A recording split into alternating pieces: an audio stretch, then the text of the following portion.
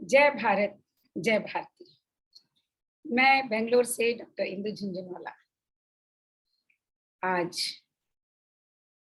गीता के प्रथम अध्याय को लेकर फिर से एक बार आपके सामने।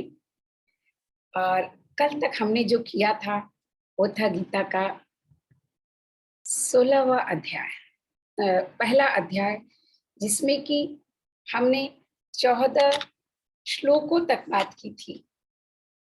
14 श्लोक जिसमें अंत में हमने कल जाना था, रथ साज रयो जो तुरंगन सो माधव तस माही विराज रही, अर्जुन हूँ दिव्य अलौकिक शंख को वेगी सो वेगी बजाए रही।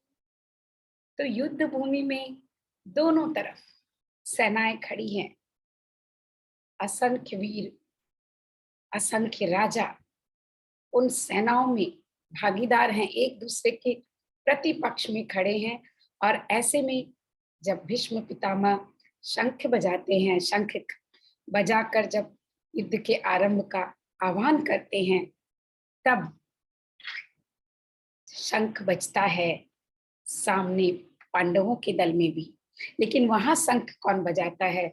और कल हमने बताया था आपको कि वहां का शंख अपने आप में अद्भुत था, क्योंकि वो शंख किसने बजाया और किस नामों से उन शंखों के नाम रखे गए, ये एक बहुत खास बात थी।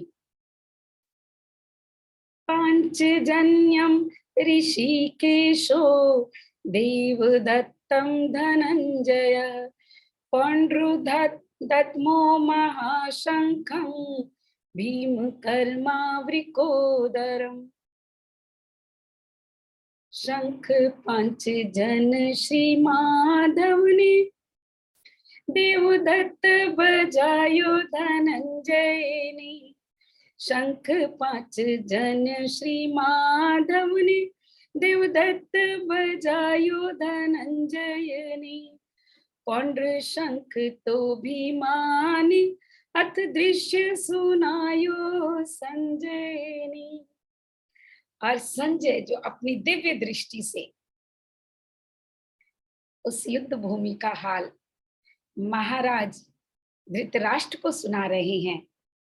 तो अब बात आती है कि अब 5 जन्य शंख को श्री माधव यानी ऋषिकेश ने बजाया।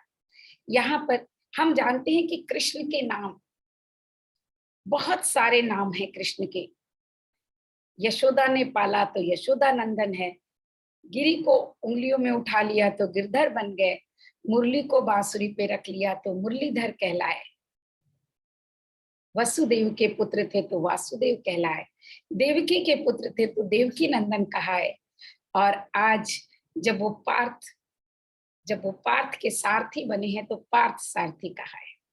और इसी तरह जब यहाँ वो शंख बजाते हैं, पंचजन्य शंख, तो वो ऋषिकेश कहलाते हैं। यहाँ पर बहुत खास बात है कि उन्होंने ऋषिकेश नाम रखा। ऋषिकेश यानी जो सभी इंद्रियों का स्वामी हो। कृष्ण भगवान हैं, सभी इंद्रियों के स्वामी हैं। और आज जब युद्ध भूमि में हैं तो यहाँ किसकी इंद्रिय की रक्षा कर रहे, किसकी इंद्रिय को वश में कर रहे हैं? और वो हैं धनंजय यानी अर्जुन। अब अर्जुन को भी धनंजय कहा गया है। और उन्होंने जो शंख बजाया उसका देवदत्त नाम है। और वो जिस रथ में सवार हैं वो रथ भी कोई सामान्य नहीं है। तो धनंजय नाम अर्जुन का, जैसे कृष्ण के अनेकों नाम थे वैसे ही अर्जुन के भी अनेकों नाम थे, उसमें से एक धनंजय नाम था।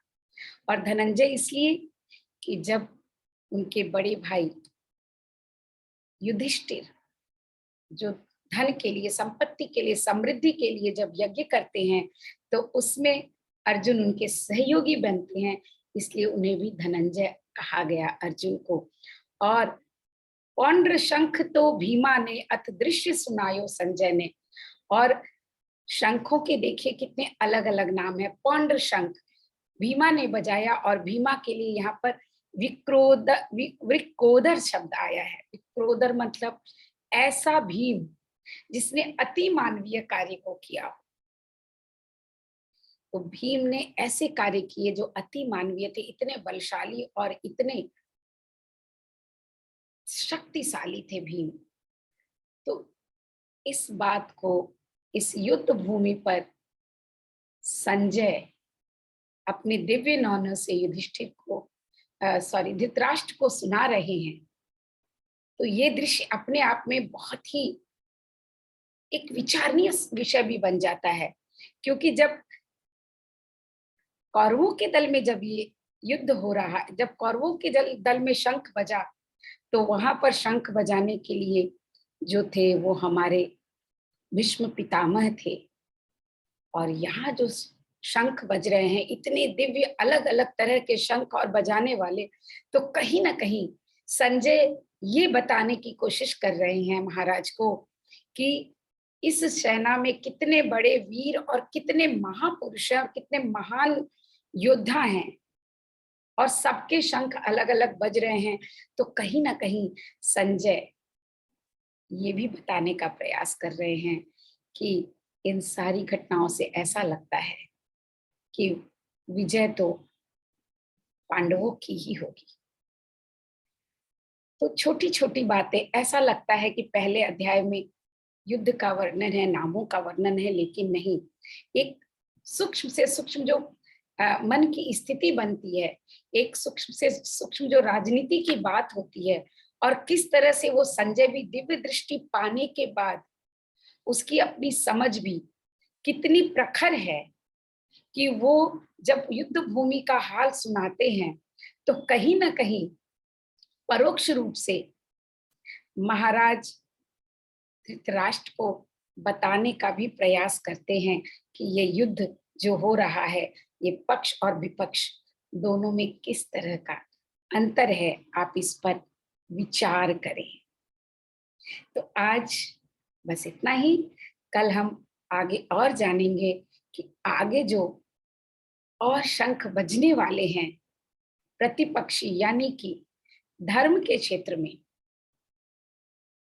यानी कि पांडवों की ओर से वो सारे शंख इसी बात को कहीं इंगित तो नहीं कर रहे। जय भारत, जय भारती।